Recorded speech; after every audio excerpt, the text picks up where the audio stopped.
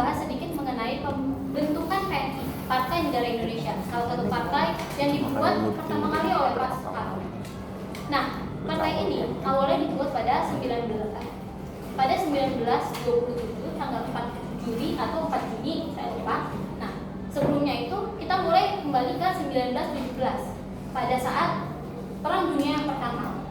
Sedikit background, saat itu sedang ada perang antara kubu sentral dan juga kubu barat yang melibatkan Belanda, Inggris dan teman-temannya melawan Jerman. Nah, pada saat itu terjadi banyak krisis ekonomi disebabkan karena pelabuhan-pelabuhan yang ditutup oleh Inggris untuk mencegah serangan dari Belanda, yang dimana serangan dari Jerman yang kalau misalnya memang terserang di Belanda saat itu akan melumpuhkan ekonomi seluruh dunia, karena saat itu Belanda, apalagi VOC itu sangat berpengaruh dalam pendistribusian rempah-rempah yang mana sangat menghasilkan pada saat itu. Nah, saat itu juga pada 1917 itu terjadi pemberontakan di Belanda yang ingin mengganti ideologi negaranya menjadi komunisme. Maka dari itu, melihat dari pemberontakan yang dilakukan, yang ada dari Rusia dilakukan, menjatuhkan Tsar Nicholas pada saat itu untuk menjatuhkan kekaisaran Rusia, melihat juga pemberontakan yang dilakukan di Jerman, dilakukan di Belanda, orang-orang Indonesia ini juga merasa gitu loh, kita juga perlu melakukan pemberontakan. Jadi mulailah timbul bisu-bisu pergerakan mulai saat itu. Nah, Pak Soekarno pada saat itu 1927 membangun partai PNI ini bersama ke-6 temannya. Pada permulaan Pak Soekarno ini mengajukan gitu, kita tuh sebagai orang-orang yang melakukan pergerakan, kita tuh harus menginspirasi masyarakat, melihat kita tuh sebagai sosok yang gagah, sosok yang akan merubah Indonesia menjadi lebih baik, membebaskan Indonesia dari tangan Belanda. Jadi beliau mengusulkan untuk memakai uniform, seragam. Seperti yang kita lihat pada foto-fotonya yang bisa kita akses sekarang, Pak Soekarno itu memakai seragam hitam, yang terbuat dari bahan-bahan yang bagus, dengan sepatu pantoffelnya, membawa juga tongkat jalan. Itu kan memberikan gambaran yang kayak, wah gila, pemimpin saya tuh kayak seperti ini gitu loh, sangat gagah berani gitu loh. Nah, pada saat itu tuh Pak Soekarno juga ingin memberikan figur yang seperti itu untuk masyarakat Indonesia. Namun ya, yang seperti kita tahu gitu loh, kalau misalnya awal-awal permulaan mereka kan nggak punya uang ya, kekurangan dana. Jadi mereka tuh, Bung Ali ini tidak setuju dengan hal itu. Bung Ali mengatakan bahwa kita tuh kekurangan dana, kita tuh nggak bisa, dan kita juga harus mempertahankan apa namanya itu ya, sosok Indonesia yang asli gitu loh, dengan bertelanjang kaki, kalau ditulis di bukunya itu berkaki ayam ya, terus juga memakai sarung dan memakai kaos, terus juga memakai senjata pada saat itu bambu runcing. Jadi pada saat itu Bung Ali tuh inginnya kita tetap mempertahankan pandangan masyarakat tuh sebagai kita sama dengan mereka, tapi Bung Karno ini inginnya melihat sebagai tokoh pergerakan itu lebih tinggi, kita bisa mengubah gitu. Bung Ali tidak setuju dan akhirnya dilakukanlah pemufakatan. Nah, tapi karena memang sudah kekurangan dana dan lebih banyak orang-orang yang berpikir bahwa kita lebih baik sama, kita ikut merakyat dengan masyarakat lainnya dalam usaha pergerakan ini. Jadi Bung Karno kalah dan akhirnya mereka tidak menggunakan seragam. Pada saat itu Bung Karno juga sangat ambisius.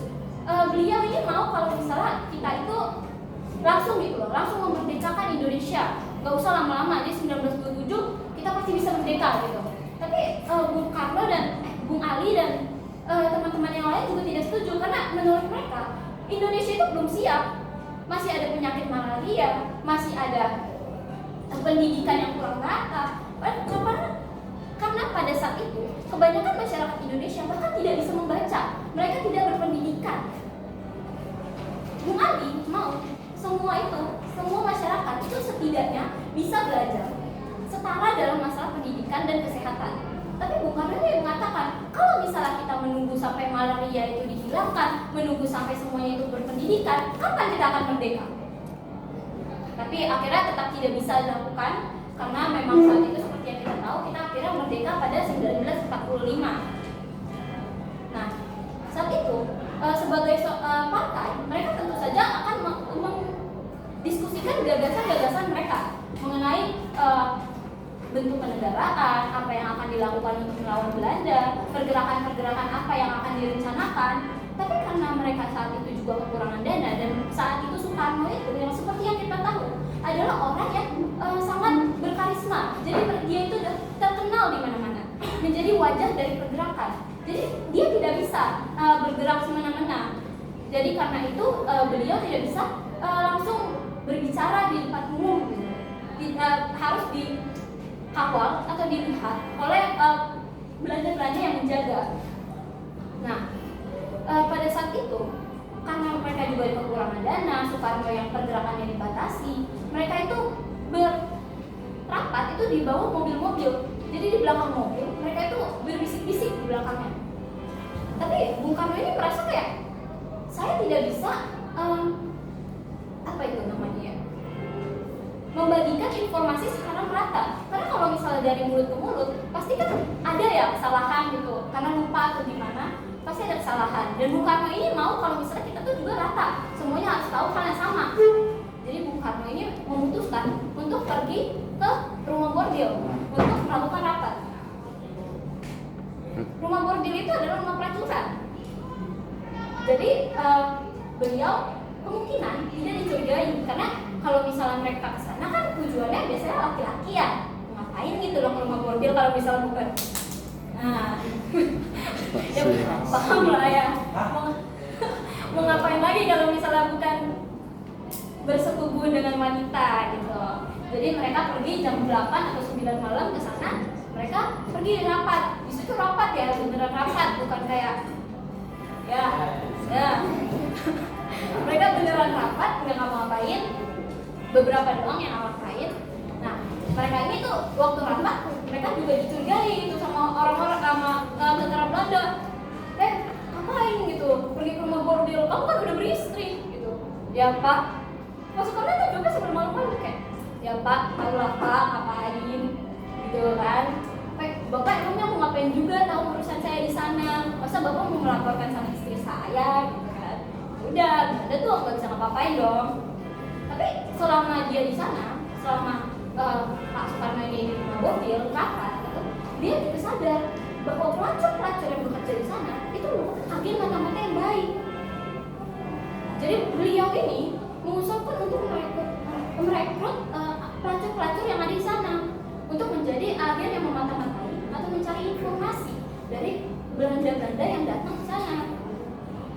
Karena kan ya, kalau misalnya ini saya bukan pernah seks ya Bu, saya tegaskan ya. Memang begitu ceritanya. Iya, tapi kalau misalnya abis kayak udah capek-capek gitu kan, biasa kan pop kan, jadi kayak ngobrolin macam-macam gitu. Ya dapatlah dari situ informasi, digodalah Belandanya kayak, ya gitu lah. Nah, beliau ini awalnya tidak setuju juga, karena kan Soekarno itu juga dikenal sebagai Islami yang taat. Jadi beliau juga pernah diragukan keagamaannya, karena berkolaborasi lah ya dengan perempuan Sundal. Nah, itu tidak disetujui. Tapi Bung Karno ini membuktikan bahwa memang informasi yang dibawa oleh perempuan-perempuan ini sangat kredibel dan membantu pergerakan PNI ini. Jadi mereka tuh tahu nih Belanda tuh di mana aja nanti, mereka tuh ngapain aja, apa yang kita harus hindari gitu dari Belanda ini supaya kita tuh tetap bisa bergerak dengan aman. Gitu. Jadi saat itu 670 wanita direkrut untuk menjadi agen mata-mata dari Soekarno ini. Masuklah itu mereka jadi anggota PNI. Nah, kemudian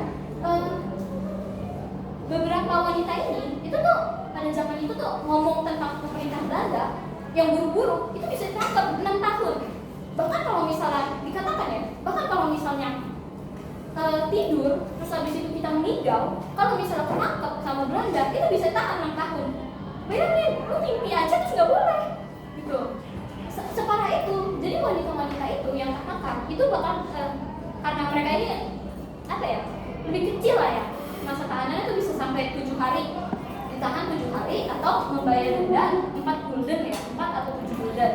Tapi Pak Soekarno ini ngomong gitu, nggak usah pergi ke ini, nggak usah bayar uang gitu, ini aja kalian masuk aja penjara gitu. Ya udah, perempuan-perempuan ini nurut lah. Tapi perempuan-perempuan ini juga pintar gitu loh. Jadi mereka ini nggak cuma langsung mentang-mentang mereka pelacur, mereka bisa tidur sama orang, itu nggak langsung direkrut. Tapi Pak Soekarno ini juga pintar. Jadi mereka ini merekrutnya tuh ada level-levelnya gitu loh. Jadi mereka ini bakal dites selama 6 bulan sampai 1 tahun. Kalau misalnya memang mereka itu terbukti setia pada PNI, mereka ini bakal menjadi anggota PNI. Jadi wanita-wanita yang udah masuk di penjara itu, mereka itu udah terpercaya nih. Digoda lah Belanda-Belanda, karena udah kenal nih, karena sering masuk gitu kan, udah kenal sipirnya, kepalanya, udah kenal. Jadi gali informasi itu udah gampang banget lah. Nah, selama juga Pak Soekarno ini mendirikan PNI, beliau juga tetap ngomong walaupun dibatasi, sampai disebut-sebut sebagai Singapodium, gitu kan. Salah satu julukan Soekarno yang terkenal. Beliau setiap siang itu udah tarik urat, terus habis itu sorenya dia teriak-teriak di lapangan, malamnya itu mencak atau mencik gitu di dalam ruang rapat. Jadi mereka tuh sekarang karena mereka udah punya uang, pelacur-pelacur ini ngasih sumbangan nih, mereka ini punya uang sekarang nih buat punya tempat rapat sendiri, kan? Kemudian karena dia ini Soekarno ini juga kan dikenal sebagai wajahnya pergerakan ya. Dia ini susah juga buat ditangkap, walaupun udah walaupun dia diawasi atau gimana ya, susah ditangkap karena sebagai sebagai wajah pergerakan, dia ini kan mengendalikan banyak orang ya, menginfluensi banyak orang. Jadi banyak orang yang tahu dia. Jadi kalau misalnya dia itu ditangkap, banyak warga yang marah kalau misalnya ini merasa nggak adil gitu. Ya walaupun yang nggak ada yang adil sih pada saat itu. Jadi Soekarno ini juga setiap hari itu juga tetap berpidato. Dia banyak juga mendapatkan teman dari pidato-pidato tersebut. Pernah dikatakan juga ada salah satu orang yang datang dari Sumatera. Itu dia tuh datang ke sini tuh cuma buat nonton Soekarno doang. Pergi dari Sumatera ke Jawa. Kayaknya itu berapa lama dan berapa susahnya gitu loh, dari pulau antar pulau, dimana kita bahkan belum ada pesawat gitu kan, ribet ya, mahal juga kan. Jadi ya pada saat itu dikatakan bahwa dia datang itu cuma belum nonton, terus habis itu dia nggak bisa pulang. Akhirnya dia nginep lah di rumahnya Soekarno. Nah di rumahnya Soekarno ini sebenarnya juga udah banyak orang, rumahnya tuh kecil, bareng sama waktu itu istrinya Inggit waktu itu. Karena Soekarno juga sebenarnya kurang menghasilkan ya sebagai orang-orang yang berprofesi sebagai pejuang ya, mereka ini kurang gitu loh uangnya. Jadi Inggit itu di sana tuh bekerja sebagai pembuat perhiasan, bukan perhiasan yang dipakai dalam itu ya, tapi ini make up gitu. Dia tuh bekerja tuh untuk membayar juga uang sewa rumahnya itu di Gang Kebangsaan 2 kalau nggak salah. Itu 75 rupiah dibayarlah itu sama Inggit. Jadi Soekarno ini nggak punya uang, tapi dia masukin orang aja nih. Jadi waktu buat ngasih makan orang yang datang ini, Pak Soekarno itu nulis. Jadi kan dia ini wajah pergerakan kan, otomatis sensasional dong ya kan. Apa yang dia ngomongin pasti semua Indonesia tuh harus tahu gitu loh. Ini ngomongin apa lagi nih, gitu kan? Itu dia tuh nulis surat kabar. Itu tuh dia dibayar tuh waktu itu 2 rupiah untuk menulis 1000 kata. Udah gitu kan. Akhirnya pada 1928 itu terjadilah Sumpah Pemuda yang kita tahu tanggal 28 Agustus 1928 ya kan. Nah setelah Sumpah Pemuda itu kan ngumpul kan semuanya tuh pada pemimpin-pemimpin pergerakan tuh ngumpul semua.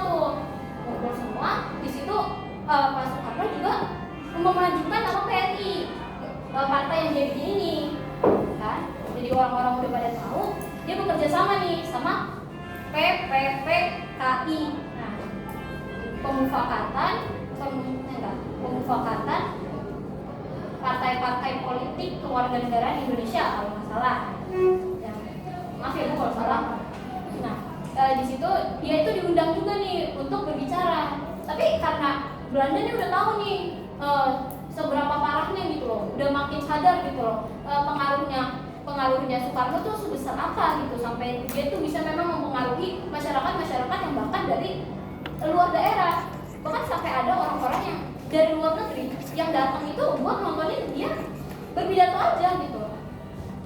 Ya udah gitu kan, dibatasin lah. Mulai sekarang kalau misal Soekarno itu berpidato, dia itu harus at least ditutupin sama dinding 4 gitu. Jadi tertutup, di ruangan tertutup, nggak boleh di lapangan-lapangan, nggak boleh. Terus juga kalau misalnya dia ngomong juga harus ada yang ngawasin dia, minimal 4 pengawal dari Belanda. Kemudian juga katanya kalau misalnya mau masuk perlu surat undangan. Tapi kan orang-orang yang datang dari luar daerah ini bakal susah kan kalau misalnya perlu undangan kan. Ya udah, di situ Pak Soekarno dan teman-temannya bersiasat lah. Ini gimana nih caranya kita ngakalin nih supaya orang-orang yang lain, orang-orang yang mendukung kita itu bisa masuk. Ya udahlah, akhirnya surat undangan itu dibagi di depan pintu. Jadi kan kalau misalnya Belanda kecil kan, wah udah punya surat undangan, udah dong dapat di depan pintu, masuk tinggal masuk, mau coba aja. Tapi tetap aja gitu, banyak orang-orang yang akhirnya tetap memberikan apa itu namanya, sumbangan gitu, sumbangan, merasa gimana ya, kayak relate lah Pak Soekarno tuh, kayak aduh keren banget nih orang, pasti bisa lah Indonesia merdeka, rasa prihatin gitu loh melihat kondisi Indonesia pada saat itu yang dikuasai oleh Belanda. Udah gitu kan, Pak Soekarno pada saat itu naik ke atas podium, di sebelahnya itu ada Bung Ali gitu. Kemudian ditanya lah sama Pak Soekarno, "Bung, kamu tidak mau bicara?"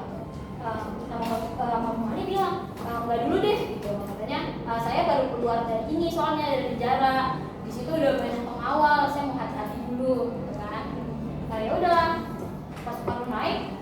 Waktu Pak Soekarno naik nih, udah langsung nih ngomong, "Saudara-saudaraku, seperjuanganku, di sini salah satu saudara kita yang baru saja keluar dari penjara sudah duduk gitu loh.